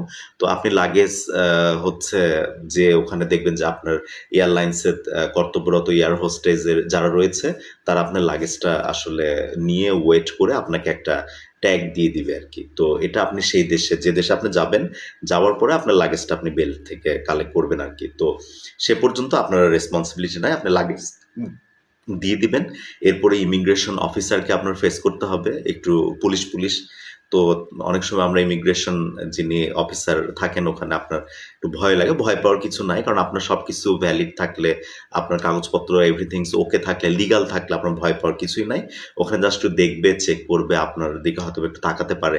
আপনার পাসপোর্টের ছবির সাথে আপনি ঠিক আছেন কিনা জিজ্ঞাসা করতে পারে যে, "কেন যাচ্ছেন?" কি এরকম আরকি। খুব সুন্দর করে অ্যান্সার দিলেই হয়ে যায়। মানে বাংলাদেশের কথা বলতেছে। এরপরে আপনি ইমিগ্রেশন ও সিল দিয়ে দিবে। এরপরে ইমিগ্রেশন ক্রস করার পরে আপনাকে বোর্ডিং পাস অর্থাৎ আপনার এখন আগে যেটা হতো অনেক আগে যে ওই এয়ারপোর্টে আ হেঁটে যেয়ে তারপরে সিঁড়ি দিয়ে উঠতে হতো প্লেনে। এখন কিন্তু ওই সিস্টেমটা নাই। এখন আপনার একেবারে একটা প্যাসেজের মধ্যে দিয়ে আপনি হেঁটে যাবেন এবং দেখবেন যে এবং সেই প্যাসেজে ঢোকার আগে কিন্তু বাংলাদেশ এয়ারপোর্টে যেটা হয় যে আপনার একদম পকেট-টকেট সবকিছু ওরা কিন্তু চেক করে। করে তারপরে বিমানে। কারণ কোনো আনওয়ান্টেড আ ওরকম কোনো ব্যক্তিকে আসলে অবশ্যই আপনি অ্যালাও করবেন না প্লেনে। তো আপনাকে কিন্তু বেশ ভালোভাবে চেক-টেক করে যাবে এবং যদি ১ম বার আপনার হয়ে থাকে প্লেনে জার্নি বাংলাদেশের বাহিরে, তাহলে আপনি ওখানে ঢুকতেই এয়ার হোস্টেস যারা রয়েছে বা কেবিন ক্রু যারা রয়েছে, তো অর্থাৎ বাসে যাদেরকে আমরা হেল্পার বলি আরকি। তো প্লেনে হচ্ছে তারা কেবিন ক্রু বা এয়ার হোস্টেস। তো আপনি বলতে পারেন যেমন আমি বলেছিলাম যে, "দিস মাই ফার্স্ট টাইম।" তো এটা বললে যেটা হবে যে ওরা কিন্তু আপনাকে হেল্প করবে এবং আপনার যে সিট সেটার উপর একটা সুইচ থাকে। ওটা প্রেস করলেই কিন্তু আপনার জন্য অ্যাসাইন একজন এয়ার হোস্টেস বা কেবিন ক্রু এসে আপনাকে বলবে যে, "how can I help you sir?" তো আপনার আসলে যদি ক্ষুধা লাগে বা যেটাই চান না কেন আপনি চাইবেন, উনারা আপনাকে হেল্প করবে। আ প্লেনের যে ওয়াশরুম সেটাও কিন্তু একটু অন্যরকম। ওটা কিন্তু একটু সাকশনের মতো আরকি। তো সেটা যদি আপনার কোনো বুঝতে প্রবলেম হয়, আপনি জিজ্ঞাসা করবেন তারা আপনাকে কিন্তু ওখানে হেল্প করবে। তো আর ১ম বার প্লেন জার্নির যেটা হয় অনেক সময় ভয় পায় টেক অফ করা আবার হচ্ছে ল্যান্ড করে। ভয়ের কিছু নাই। আপনি একবার জার্নি করলে এরপরে আপনার জন্য খুব ইজি হয়ে যায়। আচ্ছা এখানে ডিরেক্ট ফ্লাইট আর হচ্ছে ট্রানজিটের তো ধরেন আপনার পড়াশোনা করার জন্য আপনি ইংল্যান্ডে যাচ্ছেন। তো তাহলে সেই ক্ষেত্রে যদি ইমিরেটস এয়ারলাইন্সের যদি হয়, তাহলে সেই ক্ষেত্রে যেটা হবে যে আপনার ট্রানজিট, কারণ বড়, বড় যে বিমানগুলো সেগুলো বাংলাদেশে ল্যান্ড করা বা বাংলাদেশের ওরকম হ্যাঙ্গার কিন্তু বাংলাদেশের এয়ারপোর্টে নাই। তো ওই বড়, বড় প্লেনগুলা যেইসব প্লেনগুলো ইউরোপের দেশগুলোতে যায়, ওই প্লেনগুলো থাকে হচ্ছে আসলে ওই মানে মানে হোম কান্ট্রি মানে মাদার কান্ট্রি যে প্লেনের আরকি। তো ইমিরেটসের মাদার কান্ট্রি হচ্ছে দুবাই। তো দুবাইতে ওই প্লেনটা থাকবে। তো আপনার ট্রানজিট এখানে মজা। আপনি তাহলে যেটা হলো যে আরো একটা দেশ আপনি ঘুরে যেতে পারলেন। ট্রানজিট হলে এটা মজা হয়। আমি সবসময় তাই করতাম যে বাংলাদেশ থেকে যখন যে কান্ট্রিতে আমি যাবো, ইচ্ছা করে একটু ট্রানজিট নিয়ে যাওয়া। তাহলে আরেকটা দেশ আমি দেখে যেতে পারলাম। তো তাহলে যেটা হবে ছোট একটা প্লেন হয়তোবা আপনাকে নিয়ে দুবাইতে যাবে। দুবাই এয়ারপোর্টে আবার আপনাকে একটু ওয়েট করতে হবে নেক্সট প্লেনের জন্য। সেটা আপনি আবার মনিটরে দেখবেন যে আপনার প্লেনটা কোন গেটে আছে। মনিটর ফলো করে, করে যেদিকে যেই গেটের দিকে ইন্ডিকেট করবে, ইন্ডিকেটর দেখে, দেখে, দেখে, দেখে আপনি চলে যাবেন আপনার গেট পর্যন্ত। সেটা হয়তোবা বড়, বড় এয়ারপোর্ট গুলাতে ২-৩ টা টার্মিনাল থাকে। তো কত নম্বর টার্মিনালে কত নম্বর গেটে আপনার প্লেনটা দাঁড়ায় আছে সেটা কিন্তু মনিটরে কিন্তু লেখা থাকবে। তো আপনি সেইটা দেখে, দেখে, দেখে, দেখে চিহ্ন ধরে, ধরে আপনি যাবেন। যে বোর্ডিং পাস নিয়ে আপনি প্লেনে উঠে পড়বেন। আর আপনার যদি খুবই কনফিউশন মনে হয়, যদি ভয় লাগে তাহলে দেখবেন যে ওখানে অনেকেই আছে আপনার সাথে যাত্রী যারা ছিল। তো তাদেরকে আপনি জিজ্ঞাসা করতে পারেন। যেমন আমি ১ম বার যখন যাই তখন আমার সাথে একটা ভাইয়া ছিল। উনি মাইক্রোসফটে জব করে। তো উনি হচ্ছে মানে ইউএসএ তে উনি যাবে দুবাই থেকে। তো আমি কিন্তু সেই ভাইয়ার হেল্প নিয়েছিলাম। উনি বাংলাদেশে ছিল। ভাইয়া আমাকে বুঝাই দিছিল যে তুমি এইভাবে, এভাবে ডিরেকশন নিয়ে তুমি তোমার প্লেনের গেট পর্যন্ত যেতে পারবা। সো আসলে ভয় পাওয়ার কিছু নাই। পৃথিবীটা অনেক ওয়াইড, সবাই আসলে হেল্পের জন্য আছে। আপনাকে সাহস করে একটু কথা বলতে হবে। তো এই হচ্ছে ট্রানজিটের বিষয়টা। অনেক সময় যেটা হয় যে ট্রানজিটে একটু লেট হয়। লেট হলে ঘাবড়ানোর কিছু নাই। ওখানে ওয়েটিং লাউঞ্জ আছে। তো আপনি একটু ওয়েট করলেন। ওয়েট করে তারপরে আপনি আপনার প্লেন যখন ছাড়বে উঠে আপনি তারপরে আপনার গন্তব্যে আপনি রওনা দিলেন। এরপর আসি আপনি যখন ১ম বার বাংলাদেশ থেকে ১ম বার কোনো ফার্স্ট ওয়ার্ল্ড কান্ট্রিতে নামলেন। সেটা অস্ট্রেলিয়া হোক, ইউএসএ হোক, যেটাই হোক না কেন। তো সেখানে কিন্তু আপনার যেহেতু তারা সিভিলাইজড এবং তারা 100% ম্যানার থেকে শুরু করে সবকিছু মেইনটেইন করে। তো ওখানে আপনাকে কিন্তু খুব সুন্দরভাবে লাইনে দাঁড়িয়ে আপনাকে ভালোভাবে কিন্তু আসলে এগিয়ে যেতে হবে ইমিগ্রেশন অফিসার পর্যন্ত। Thank you so much. Asif, তুমি জয়েন করেছো। আশা করি ভালো আছো। তো যেটা হলো যে আপনি মনে করেন মানে আমার যে এক্সপেরিয়েন্সটা যখন আমি ইংল্যান্ডের হিথ্রো এয়ারপোর্টে যখন আমি নামলাম, ওখানে নামার পরে একদম লাইন ধরে সুন্দর করে ইমিগ্রেশন মানে আমাদের স্টুডেন্টদের জন্য আলাদা একটা লাইন তারা করেই দিয়েছিল এবং সেখানে ইমিগ্রেশন অফিসার একজন ফিমেল ছিলেন। তো সেখানে আসলে শর্ট কিছু প্রশ্ন করবে। যেমন হচ্ছে আপনার ফ্লাইট নাম্বার, কোন ফ্লাইটে আসলেন, আপনি হচ্ছে কেন সেই দেশে এসেছেন, কি কারণে বলবেন। আপনি যদি স্টুডেন্ট ভিসা বলবেন যে আমি পড়াশোনার জন্য এসেছি। এই সমস্ত প্রশ্নগুলো করবে। খুব বেশি ডিফিকাল্ট কোনো কিছু প্রশ্ন করে না। আর মোটামুটি যদি আপনি যদি একটু ঘাবড়ায় যান, যেমন আমার সাথে কিছু ইন্ডিয়ান ছিল, অনেকে একটু মানে ঘাবড়ায় যে একটু উল্টাপাল্টা বা ইংলিশে ওভাবে কমিউনিকেশন, তো সন্দেহ হলে ওরা কিন্তু তাহলে আপনাকে আবার একটু আলাদা জায়গায় দাঁড় করাই দিয়ে তখন আপনার কলেজের সাথে কমিউনিকেট করবে। তো এখানে ভয়ের কিছু নাই। আসলে ইমিগ্রেশন বাহিরের কান্ট্রির যারা মানুষ তারা অনেক হেল্পফুল হয়। আপনি সুন্দর করে যদি তার প্রশ্নের অ্যান্সারগুলো দিতে পারেন, তাহলে ইমিগ্রেশন মানে বিদেশের ইমিগ্রেশন ক্রস করাটা খুব একটা প্রবলেম হয় না। তো যেটা হয় যে আপনি মানে যে দেশে আপনি যাচ্ছেন, বাংলাদেশ থেকে যাওয়ার আগেই যেখানে যেয়ে আপনি মানে উঠবেন, মানে যদি কোনো হোটেল হয় সেটার লোকেশন ভালো করে জানা, বা যদি কোনো আত্মীয়স্বজনের মানে কাছে আপনি যে স্টে করেন তাহলে তাদের সাথে আগেই কমিউনিকেট করে তাদেরকে বলে রাখা যে আমি কিন্তু রওনা দিব অমুক তারিখে অমুক সময়ে, আমার ফ্লাইটটা এইটা, ফ্লাইট নাম্বার এইটা, এত সময় লাগবে। তো ওইখানে আমি যেয়ে পৌঁছাবো এতটার সময়।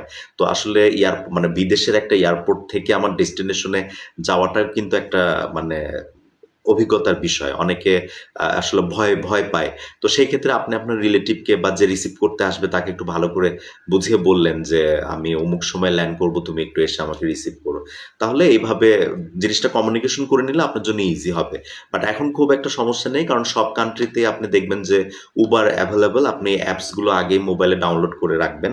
তারপর সেই দেশে নামার পরে আপনি একটা সুন্দর করে এয়ারপোর্ট থেকে বের হয়ে উবার কল করে আপনি অ্যাড্রেসটা সেখানে বললেই হবে, আপনাকে কিন্তু নিয়ে যাবে। বা কলেজ থেকে প্রতিনিধিও এখন কিন্তু আসে। এরপরে Airbnb আছে, আপনার হচ্ছে হোটেল বুকিং থেকে শুরু করে সবকিছু কিন্তু এখন মোটামুটি মানে খুব ইজি হয়ে গেছে আরকি এখন। এখন কিন্তু আপনি যাওয়ার আগেই Google ম্যাপ থেকে শুরু করে YouTube থেকে শুরু করে সবকিছুতেই কিন্তু আগেই সবকিছু দেখে আপনি জেনে যেতে পারবেন যে হ্যাঁ, এটাই।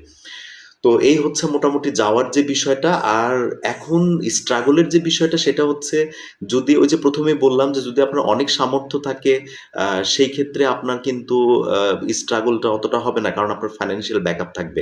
কিন্তু যদি আপনার ফাইন্যান্সিয়াল ব্যাকআপ অতটা ভালো না হয়, সেই ক্ষেত্রে আপনাকে কিন্তু যে আবার পার্ট টাইম জব করে, কাজ করে তারপরে কিন্তু মানে বিষয়টা কিন্তু এতটা ইজি না যে আপনি কাজ করতেছেন, পাশাপাশি পড়াশোনা করতেছেন, কলেজ করতেছেন। তো এগুলো ব্যালেন্স করা কিন্তু একটু কঠিন। তো এই মানসিকতা নিয়েই কিন্তু আপনাকে যেতে হবে, এবং অনেকেই কিন্তু এই স্ট্রাগলটা নিতে পারে না। অনেকে আমি দেখছি যে আবার ব্যাক করে চলে আসে, নিতে পারে না। তো আপনাকে কিন্তু এই জিনিসগুলো খুব ভালোভাবে মাথায় নিয়ে কিন্তু আগাতে হবে যে হ্যাঁ, আমার ফাইন্যান্সিয়াল তেমন ব্যাকআপ নেই। সো আমাকে যেয়ে আসলে স্ট্রাগল করে তারপরে বাকি পথটুকু পার করতে হবে। আর আপনাকে মানে ১ পেজের সিভি হলে বেটার হয়। তো সেটা নিয়ে তারপরে আপনি ওখানে আ যে রেস্টুরেন্টগুলো আছে, বাংলাদেশের রেস্টুরেন্টগুলো আছে, বিভিন্ন শপিং মলগুলো আছে, সেখানে আপনি দেখবেন যে আপনার ভিসার যে ক্যাটেগরি বা ভিসা স্ট্যাটাসের সাথে কত আওয়ার আপনার কাজের পারমিশন আছে, সেটা দেখে তখন আপনি সেভাবে কিন্তু কাজের জন্য এপ্লাই করবেন। ওইসব ফার্স্ট ওয়ার্ল্ড কান্ট্রিগুলাতে বা উন্নত দেশগুলোতে আপনি কিন্তু মানে ইলিগালি যেয়ে ওভাবে কাজ করা কিন্তু খুব রিস্কি। কারণ হচ্ছে যে সবসময় পুলিশ হচ্ছে ইমিগ্রেশন পুলিশ কিন্তু তারা নজরদারি করে। যদি এরকম দেখে যে আপনি ইলিগালি পড়াশোনা করতেছেন না, যে হচ্ছে আপনি কাজ করতেছেন, টাকা ইনকাম করতেছেন, তো অবৈধভাবে, তাহলে কিন্তু আপনাকে ধরে ওই যে ডিপোর্ট ব্যাক বলে, একটা সিল দিয়ে ব্যাক করে দিবে, আপনি কিন্তু আর ঢুকতে পারবেন না, ওখানে ব্যান হয়ে যাবেন। তো এইজন্য ওদের রুলস রেগুলেশন ফলো করে দেন তারপরে আপনাকে মেইনটেইন করতে হবে। যদি ঠান্ডা কান্ট্রিতে আপনি যান, যেমন ক্যানাডা, ইউকের কথা যদি আমি বলি, তাহলে হচ্ছে আসলে একটু মানে ঠান্ডা কাপড়-চোপড় আপনাকে নিতে হবে। তবে আসলে বাংলাদেশের এই কাপড়-চোপড়গুলো খুব একটা কাজে দেয় না। বেটার হচ্ছে যে সেই দেশে যেয়ে ওদের ড্রেসগুলো হচ্ছে নেয়া। তো বিদেশে গেলে আপনি দেখবেন বড়, বড় যে ব্র্যান্ড শপগুলো H&M, Carrefour, সবচেয়ে বেটার হচ্ছে আ Primark। Primarkটা হচ্ছে এত ভালো একটা ব্র্যান্ড। Primarkটা হচ্ছে মানে গরিবের বন্ধু আরকি। Primarkএ আপনি জ্যাকেট থেকে শুরু করে সব ধরনের ড্রেসই পাবেন অনেক কম দামে। অর্থাৎ H&M এর যদি একটা মানে ব্রিটিশ কোট যদি আপনার প্রাইস হয় ৳২৭, তাহলে আপনি Primarkএ ওই সেম কোটটাই পাবেন ৳৯, ৳৭ বা ৳১২ এ। আপনার কিন্তু অনেক সেভ হয়ে যাবে আরকি। আচ্ছা। এবং যে দেশে যাবেন, যাওয়ার সাথে, সাথে যেটা করবেন, ব্যাংক অ্যাকাউন্ট করে ফেলবেন কলেজের হেল্প নিয়ে। তারপরে সোশ্যাল যে সিকিউরিটি সার্ভিস যে নাম্বার বা ইন্সুরেন্স কার্ড যেটা, সেটা ওখানকার লোকাল সিটি কাউন্সিলের সাথে কমিউনিকেট করলে আপনি পেয়ে যাবেন। এই জিনিসগুলো পাওয়ার পরে দেন আপনি কিন্তু তখন শুরু করতে পারবেন। তো এই হচ্ছে মোটামুটি স্টুডেন্ট হয়ে যাওয়ার যে বিষয়টা। তো তারপরে আপনার পড়াশোনা এবং কাজ, পড়াশোনা চলতে থাকবে। একটা সময় ওয়েদারও অ্যাডজাস্ট হয়ে যাবে। সবকিছু অ্যাডজাস্ট হয়ে যাবে। কোন লোক মানে আপনার এম বাসা থেকে কলেজের লোকেশন সেইটা চেনা। তো সেইটা কি হেঁটে যাওয়া যাচ্ছে কিনা? সেটা কি বাসে যাওয়াটা বেটার হবে কিনা? নাকি একটা সাইকেলে করে আপনি যাবেন? এই সিদ্ধান্তটা সম্পূর্ণ আপনার। আপনি নেবেন এই সিদ্ধান্তটা। এটাই আরকি। আর ফুডের যে বিষয়টা, আপনি যদি একটু বাংলাদেশ থেকেই যদি আপনার মার কাছ থেকে একটু রান্না-বান্না শিখে যেতে পারেন, আপনার জন্য বেটার। কারণ বিদেশের স্ট্রাগলটাই হচ্ছে রান্না-বান্না নিয়ে আরকি, খাবার-দাবার নিয়ে। আসলে যদি আপনি রান্না করতে পারেন তাহলে এটা আপনার জন্য বেটার। আর রান্না যদি না করতে পারেন তাহলে এমন একটা সার্কেলের সাথে আপনি স্টে করবেন যারা হয়তোবা ওখানে কেউ না কেউ রান্না করতে পারে, তাহলে আপনার জন্য বেটার আরকি বাইরের যে বিষয়টা। আর হোম সিকনেস এর যে বিষয়টা, এটা স্বাভাবিক। আপনার বাবা-মা, আত্মীয়স্বজন সবার জন্য খারাপ লাগবে। তো এইটা একটু কন্ট্রোল করতে হবে আপনাকে। একটা সময় ঠিক হয়ে যাবে। এখন টেকনোলজি রয়েছে, খারাপ লাগলে আপনি ভিডিও কল দিবেন, অডিও কল দিবেন, বাবা-মা, পরিবার-পরিজনের সাথে কথা বলবেন। ওখানেও আপনার দেখবেন যে প্রচুর বাংলাদেশী আপনি পেয়ে যাবেন, ইন্ডিয়ান পেয়ে যাবেন। তারা আবার আপনার নতুন পরিবার হয়ে যাবে। এভাবে নিজেকে খাপ খাইয়ে নিতে হবে। একটা বিষয় হচ্ছে যে আপনি আ প্রাথমিক লেভেলের স্ট্রাগলটা যদি আ আ মানে সহ্য করে, কমপ্লিট করে কোনোভাবে যদি একবার সেটেল হয়ে যেতে পারেন, তাহলে ইটস বেটার ফর ইউ। কারণ স্টুডেন্ট স্ট্যাটাস থেকে একটা সময় আস্তে, আস্তে আপনি কিন্তু সেটেল হতেই পারবেন। অনেক অপশন রয়েছে সেটেল হওয়ার দেশের বাহিরে।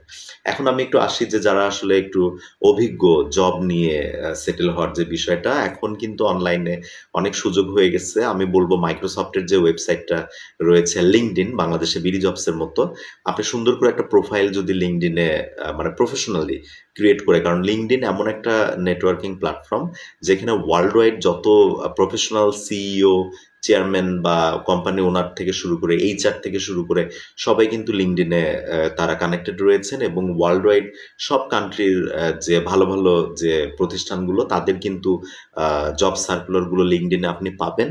তো আপনি কিন্তু সেখানে অ্যাপ্লাই করতে পারেন, এবং মানে যদি তারা দেখে যে আপনি তাদের কান্ট্রিতে নেই, আপনি বাংলাদেশে অন্য একটা দেশে আছেন, তাহলে অনলাইনেই কিন্তু আপনার একটা ইন্টারভিউ হয়ে দেন যদি আপনার এক্সপেরিয়েন্স, আপনার এডুকেশন ব্যাকগ্রাউন্ড সব কিছুর সাথে ম্যাচ হয়ে যায়, তাহলে কিন্তু লিঙ্কডইন থেকে আপনি জব নিয়ে অফার লেটার চলে আসলে আপনি কিন্তু অ্যাপ্লাই করে তখন চলে যেতে পারবেন। আর একটা বিষয় হচ্ছে যে কিছু কিছু কান্ট্রিতে, যেমন অস্ট্রেলিয়া, তারপরে হচ্ছে ওদিকে কানাডা রয়েছে, ইউরোপিয়ান কিছু কান্ট্রি রয়েছে, সেই সব দেশে গভর্নমেন্ট থেকে কিছু কোম্পানিকে অ্যাসাইন করা থাকে যে এই ৭টা ৮টা ১০টা কোম্পানি, জার্মানিতে আছে এইটা আর কি।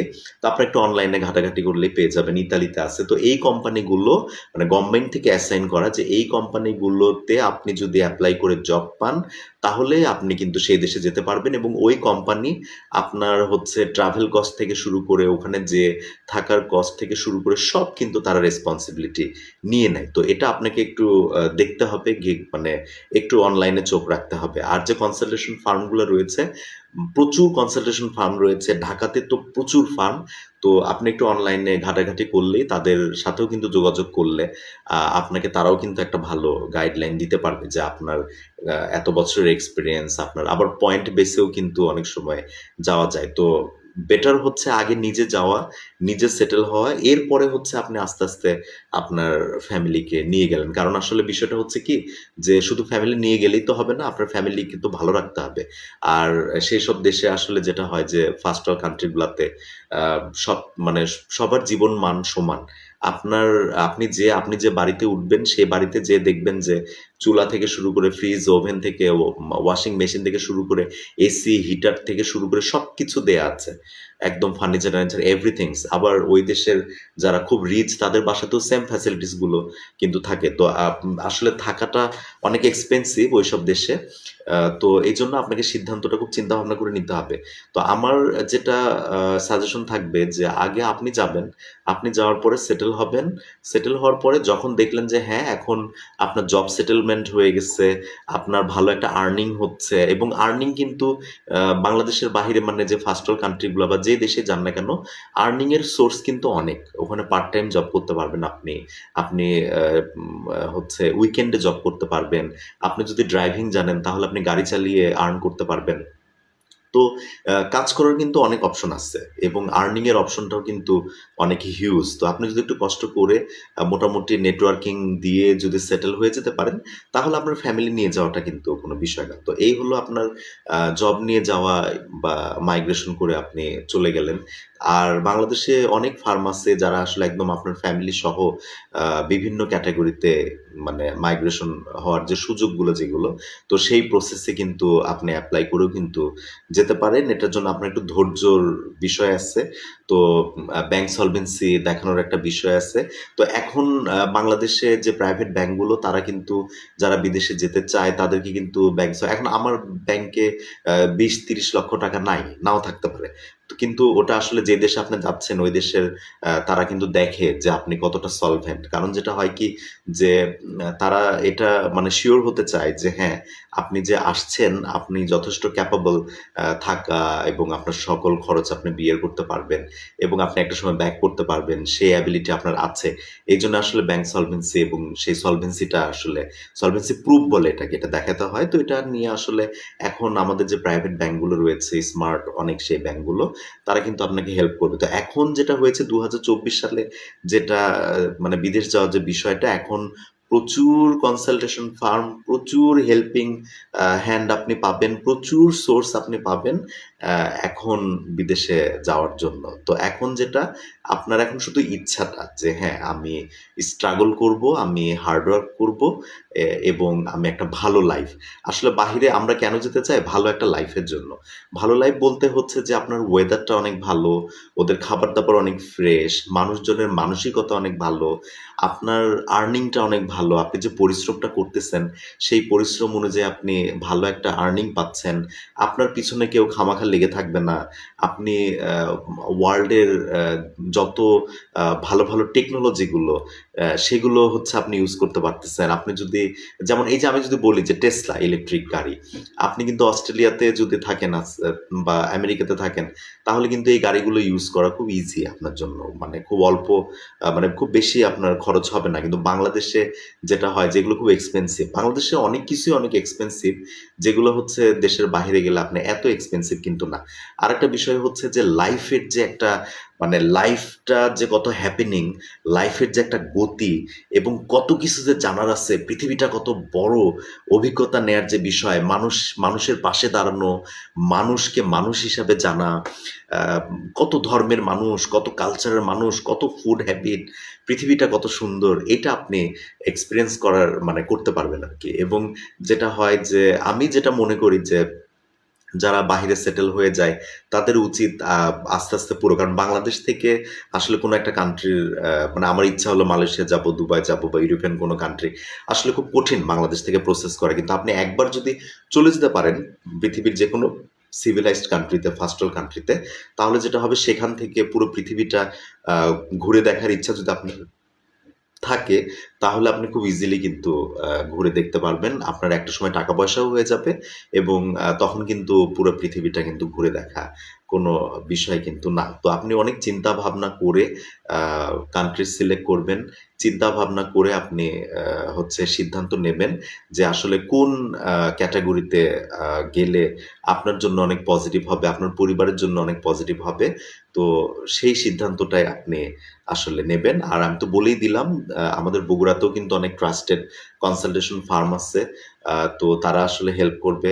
যদি আপনারা যারা বগুড়ায় আছেন বা যেখানে থাকেন না কেন, যদি মনে করেন যে আ আমার সাথে কথা বলবেন, তাহলে বা আমার হেল্প যদি আপনারা চান, তাহলে আমাকে নক করতে পারেন আপনারা, কোনো সমস্যা নাই। আমার আ পরিচিত যে মাধ্যম রয়েছে, আমি চেষ্টা করব সেই সোর্সের সাথে বা সেই মাধ্যমের সাথে আপনাদেরকে কানেক্ট করে দেওয়ার। আশা করি ভালো একটা গাইডলাইন আ আপনারা পাবেন। আপনার IELTS এর প্রিপারেশন বলেন, আপনার ভিসা প্রসেসিং বলেন, আপনার ডকুমেন্ট গুলো রেডি করার প্রসেসিং বলেন, যেটাই বলেন না কেন সেটাই কিন্তু আপনি খুব সুন্দরভাবে আপনি পেয়ে যাবেন, কোনো সমস্যা নেই। তো আমি অবশ্যই সাধুবাদ জানাই। আপনারা যদি সিদ্ধান্ত নিয়ে থাকেন যে আ দেশের বাইরে যাবেন, তো অবশ্যই পজিটিভ আমি বলব। কারণ হচ্ছে যে আপনি যদি সেটেল হতে পারেন, তাহলে আপনার আর্নিং অনেক ভালো হবে। অনেকে আ কিন্তু ব্যবসা মানে বাংলাদেশের অনেক বাংলাদেশীরা কিন্তু বিদেশে অনেক ভালো করতেছে। তারা বিজনেস সেটআপ করে ফেলেছে সেখানে। তারা কিন্তু তাদের বিজনেস ফার্মে অনেক কাজের যেমন আমি ইংল্যান্ডের পোর্টসমাউথ যে সিটিটা সেখানে আমি ছিলাম। সেখানে এক বাঙালি আ এক ভাই উনার নাম সুমন। তো তার একটা মোবাইল ফার্ম ছিল। আমি কিন্তু সেখানে দীর্ঘদিন মানে তার সাথে আমি কিন্তু কাজ করেছি আরকি। তো এরকম পৃথিবীর সব দেশে কিন্তু বাঙালিরা তারা কিন্তু রয়েছে। তারা তাদের ব্যবসা প্রতিষ্ঠান রয়েছে, তারা বিজনেস করছে। তো তাদেরও হেল্প কিন্তু আপনি পাবেন। সবচেয়ে বড় কথা হচ্ছে যে আসলে যাওয়াটা। একবার যদি আপনি চলে যেতে পারেন সাহস করে যদি স্টেপ নিয়ে, তাহলে কিন্তু আপনার অনেক অপশন কিন্তু রয়েছে। সেই অপশনগুলো আপনার জন্য তখন কিন্তু অন হয়ে যাবে। আর বাংলাদেশের মতো দেশে যখন আপনি থাকবেন তখন দেখবেন যে আপনাকে অনেকে অনেক কথা বলবে, আপনার আত্মীয়স্বজনরা যখন জানবে, তারাও হয়তোবা অনেক কিছু আপনাকে বলতে পারে যে, "না, তুমি ভুল সিদ্ধান্ত নিচ্ছ। এম যে সমস্যা হবে", এরকম অনেক কিছু বলবে। তো আপনি মন থেকে যদি ফিল করেন যে, "না, এটা আমি পজিটিভ ডিসিশন নিয়েছি, আমি ভালো করব, হার্ড ওয়ার্ক করব, সেটেল হব, আমার ফ্যামিলির ফাইন্যান্সিয়াল অবস্থা আমি চেঞ্জ করব, আমি আমার ফ্যামিলিকে একটা ভালো লাইফ দিব, আমার ছেলে-মেয়েদেরকে ভালো লাইফ দিব", এটা যদি আপনি মানে আপনি ফিল করে থাকেন, তাহলে কে কি বলল সেটা আসলে শোনার খুব একটা গুরুত্বপূর্ণ না। আপনি আপনার মতো করে আসলে যাবেন। আর পড়াশোনার উদ্দেশ্যে হলে তো খুবই ভালো। কারণ আ বাংলাদেশের আমাদের তো আসলে পড়াশোনার আমাদের যে শিক্ষা প্রতিষ্ঠানগুলার রেকগনিশন তো ওয়ার্লড ওয়াইড ওভাবে আসলে নেই। তো বাহিরের কান্ট্রিতে থাকাটাই একটা অভিজ্ঞতা। তো সেখানে থেকে আপনি ভালোভাবে পড়াশোনা করে যদি বাংলাদেশে আবার ব্যাক করে চলে আসেন, সেক্ষেত্রে আপনার জন্য অপরচুনিটি বাংলাদেশে কিন্তু অনেক ভালো অপরচুনিটি বেড়ে যাবে আরকি। সজল আহমেদ স্যার, আমার কাছে টাকা নাই স্যার, আমি টাকা দিতে পারবো। আচ্ছা, আচ্ছা, সজল বাবা, আসলে টাকার যে বিষয়টা সেটা হচ্ছে কি যে এখন কিন্তু কিছু দেশ, যেমন আমি যদি একটু কোরিয়ার কথা যদি বলি আর কি, তোমাকে আমি সাজেশন করতে পারি। সেটা হচ্ছে কোরিয়াতে কোরিয়ান ভাষা শিখে সরকারিভাবে কিন্তু কোরিয়াতে যাওয়া যায় খুবই খুবই অল্প খরচে। আমারই আপন ফুফাতো ভাই, ও কিন্তু এই ল্যাঙ্গুয়েজ কমপ্লিট করে সরকারি ওয়েতে কোরিয়াতে চলে গেছে, এবং ও কিন্তু মাসে প্রায় ২-৩ লাখ টাকা, মানে ওর যেখানে ও জব করে, কাজ করে, ও মান্থলি ২ থেকে ৩ লক্ষ টাকা ও কিন্তু আর্ন করে, এবং ভালো একটা অ্যামাউন্ট অফ মানি ও কিন্তু সে কিন্তু এখন সংসারে দিচ্ছে আর কি। সো আসলে এবং বাংলাদেশে যে শ্রম শক্তি মন্ত্রণালয়ে যে অধিদপ্তর রয়েছে সরকারি ওয়েতে আর কি, হ্যাঁ, সরকারি প্রসেসেও কিন্তু যাওয়া যায়, সেক্ষেত্রে কিন্তু বাংলাদেশ সরকার কিন্তু হেল্প করে। সো আসলে টাকা পয়সা না থাকলে বা টাকা পয়সার প্রবলেম থাকলে তো এটা কিন্তু একটা সোর্স হতে পারে। আর যারা হচ্ছে একটু স্কিলড, যেমন হচ্ছে গাড়ি চালাতে পারা, তারপরে হচ্ছে রান্না করতে জানা, টেইলারিং এর কাজ জানা, এই ধরনের কাজগুলো যারা একটু খুব ভালো জানে, তাদের জন্য কিন্তু সৌদি আরব, মালয়েশিয়া, দুবাই এবং হচ্ছে কাতার, এই দেশগুলো কিন্তু বেশ ভালো ওয়েলকামিং। সেখানে কিন্তু ভালো একটা আর্নিং হয়। ও আর দুবাই নিয়ে যে বিষয়টা, এখন কিন্তু দুবাইতে যাওয়ার একটা হাইপ তৈরি হয়েছে, যেটা দেখা যাচ্ছে যাদের আসলে অনেক টাকা পয়সা, অনেক সামর্থ্য, তাদের তো আসলে মানে দেশ বিদেশ ঘুরে বেড়ানো তাদের জন্য কোনো বিষয় না। তো তারা আসলে রিক্রিয়েশনের জন্যই যায়। কিন্তু যাদের আসলে টাকা পয়সার সমস্যা, সামর্থ্য নেই, তারা অনেক স্বপ্ন নিয়ে দুবাইটা, আমি যখন দুবাই প্রথম দেখি, আমার দুবাইটাকে অনেক সুন্দর বিউটিফুল মনে হয়েছে। দুবাইটাকে এত সুন্দর করে আসলে ওরা মানে সাজায় সাজায় রাখছে, সুসজ্জিত করে রাখছে, ওভাবে রিপ্রেজেন্ট করে আর কি। তো আসলে আমার কাছে দুবাইটাকে একটু আর্টিফিশিয়াল, মানে মোড়কে মোড়ানো একটা সুসজ্জিত দেশ মনে হয়। কিন্তু এই যে বাংলাদেশ বা ইন্ডিয়া, পাকিস্তান থেকে যারা যায় কাজের জন্য আর কি, তো সেখানে কিন্তু প্রচুর স্ট্রাগল করতে হয়, মানে বিহাইন্ড দ্য, মানে দুবাইয়ের ওই চাকচিক্যর বিহাইন্ড দ্য সিনে যারা কাজ করে, তো সেটা কিন্তু অনেক টাফ, অনেক স্ট্রাগল কিন্তু ওখানে করতে হয়। এরপরে ওয়েদারের একটা ইস্যু তো আছে আর কি। তো আহ, দুবাই হোক, সৌদি আরব হোক, বা মিডল ইস্টের যে কোনো কান্ট্রিতে যাওয়ার আগে কিন্তু এই ওয়েদার কন্ডিশন, স্ট্রাগলের যে বিষয়গুলো, এগুলো মাথায় রেখে কিন্তু আমার মনে হয় যাওয়া উচিত। সবচেয়ে পজিটিভ হচ্ছে যে যেই দেশে আপনার আত্মীয় স্বজন আছে, যদি এমন হয় আপনার কোনো আত্মীয় স্বজন কাছের কেউ, মানে ফার্স্ট ব্লাড, তারা কানাডা, ইউকে, অস্ট্রেলিয়া বা যে কোনো একটা দেশে, মালয়েশিয়া, যে কোনো দেশে আছে, তাহলে সবচেয়ে বেটার হচ্ছে সেইটা। তো আপনার ওই রিলেটিভের সাথে আপনি কমিউনিকেট করেন, আহ, করে হচ্ছে রিয়েল সিচুয়েশনটা আপনি তাদের কাছ থেকে জানেন, যে আসলে তাদের স্ট্রাগলটা কি, কি করতে হয় ওখানে, কেমন আছে, আর্নিং কি। অথবা এটা করতে পারেন আপনি, অল্প কিছু টাকা খরচ হয় একটা ট্যুরিস্ট ভিসা নিয়ে আপনি চিন্তা করলেন যে আমি মালয়েশিয়াতে সেটেল হব বা দুবাইতে সেটেল হব। সেটেল হওয়ার আগে অল্প কিছু টাকা খরচ হবে, আপনি যে একটু ঘুরে দেখে দেখে আসলেন, তাহলেও কিন্তু আপনি হচ্ছে আইডিয়া পেয়ে যাবেন যে আসলেও আপনি যে মানে ওখানে থাকতে পারবেন কিনা, মানে রিয়েল লাইফ এক্সপিরিয়েন্সটা। তো ওভারঅল আমি বলবো যে আপনার যদি অভিজ্ঞতা থাকে, এক্সপেরিয়েন্স থাকে, এবং আপনার যদি মনে হয় যে হ্যাঁ, আমি একটু স্ট্রাগল করে হার্ড ওয়ার্ক করে সেটেল হতে পারবো, তাহলে আমি সাধুবাদ জানাই। অবশ্যই পৃথিবীটাকে দেখা উচিত। কারণ আহ, বাংলাদেশের বাহিরে টেকনোলজিক্যাল যে রেভলিউশনটা হচ্ছে, এত ফাস্ট র্যাপিডলি সবকিছু চেঞ্জ হচ্ছে। এই যে এখন বাংলাদেশে মেট্রো রেল, এই যে মেট্রো রেল, আমি কিন্তু ইংল্যান্ডে সেই ২০০৯ সালে আন্ডারগ্রাউন্ড ট্রেন, মাটির নিচ দিয়ে যে ট্রেনের লাইন যেটা, তারপরে আরো কত যে, কত কিছু যে জানার আছে, পৃথিবীটা যে কত সুন্দর, পৃথিবীটা যে কত ওয়াইড। তো এই বিষয়গুলো আপনি বাংলাদেশের বাইরে গেলে তখন কিন্তু জানতে পারবেন, অভিজ্ঞতা নিতে পারবেন, এবং পৃথিবীটাকে দেখার, মানুষকে দেখার যে পয়েন্ট অফ ভিউ, সেটা আপনার কিন্তু চেঞ্জ হয়ে যাবে। মানুষকে মানুষ হিসেবে চেনা, ধর্মের যে বেরিয়ার, সব ধর্মের মানুষকে তখন আপনি অ্যাকসেপ্ট করতে পারবেন পজিটিভলি, সব ধর্মের কালচারকে আপনি পজিটিভলি অ্যাকসেপ্ট করতে পারবেন, এবং মানুষ হয়ে মানুষের পাশে দাঁড়ানোর যে বিষয়টা, সেটাও কিন্তু, এবং লাইফটা কত সুন্দর। আবার লাইফের যে ভিন্ন দিকটা, যে কত হার্ডওয়ার্ক মানুষ করে, কত স্ট্রাগল করে একটু ভালো লাইফের জন্য, সেটাও কিন্তু আপনি দেখতে পারবেন। এবং দীর্ঘদিন পর যখন হচ্ছে আবার আপনি মাতৃভূমিতে আসবেন, সেটারও একটা ফিলিংস কিন্তু অনেক অন্যরকম, এবং ডিফারেন্সটা থার্ড ওয়ার্ল্ড এবং ফার্স্ট ওয়ার্ল্ডের, সেটাও কিন্তু আপনি বুঝতে পারবেন। তো আমি সাধুবাদ জানাই যদি আপনারা কখনো যেতে চান আরকি। তো আমার মনে হয় আজকের আলোচনা থেকে আপনাদের অনেক কনফিউশন হয়তোবা ছিল। আশা করি সেই কনফিউশন গুলো দূর হয়ে গেছে এবং এরপরেও আমার এই লাইভ সেভ হয়ে থাকবে। যদি আপনাদের কোনো অভিজ্ঞতা থাকে, শেয়ার করতে চান তাহলে এখানে কমেন্টে শেয়ার করতে পারেন, কোনো সমস্যা নেই। আর কিছু জানার থাকলে আপনারা লিখবেন। আমি চেষ্টা করব আ যদি আমার জানার মধ্যে থাকে আমি ট্রাই করব অ্যান্সার দেয়ার। জানার মধ্যে না থাকলে সেই সোর্স থেকে জেনে আমি জানানোর চেষ্টা করব। স্টুডেন্ট ভিসা হোক বা জব নিয়ে যাওয়ার ক্ষেত্রে হোক বা মাইগ্রেশন, ফ্যামিলি মাইগ্রেশন, এই বিষয়গুলো নিয়ে যদি আপনি চিন্তা করেন এবং যদি মনে করেন যে গাইডলাইন দরকার, আমার হেল্প যদি আপনারা চান, তো নক করবেন আমাকে, ইনবক্সে নক করবেন। তো আমি চেষ্টা করব সাধ্যমতো আপনাদের হেল্প করার জন্য, ইনফরমেশন দেওয়ার জন্য। এবং বগুড়াতেও অনেক ভালো কনসালটেশন ফার্ম রয়েছে।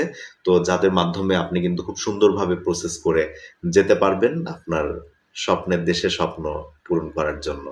তো সবাই ভালো থাকবেন, সুস্থ থাকবেন এবং শেষ কথাটা হচ্ছে যে আমি অনেক সময় দেখছি যে অনেক কষ্ট করে বিদেশে যান, অনেক ছবি দেন অনেক সময়। অনেকে একটু সুন্দর করে যে ছবি তোলা, একটু রিপ্রেজেন্ট করা জিনিসগুলো এগুলো পারে না।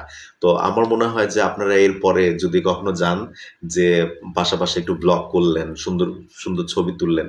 তো যেটাই করেন একটু সুন্দর করে রিপ্রেজেন্ট করবেন আরকি।